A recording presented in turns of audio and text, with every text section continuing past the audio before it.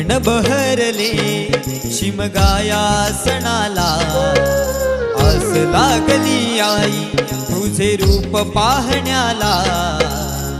देव माझा एक वर्षान येतो भेटीला, आनंद गाव खांदा देतो पालखीला। चरणाशी येतो आई आशीर्वाद घ्यायला, भक्त तुझा तल्लीन होतो होळी उत्सवाला।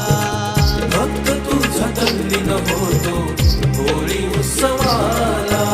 कोकण बहरले शिमगाया सणाला, आस लागली आई तुझे रूप पाहण्याला।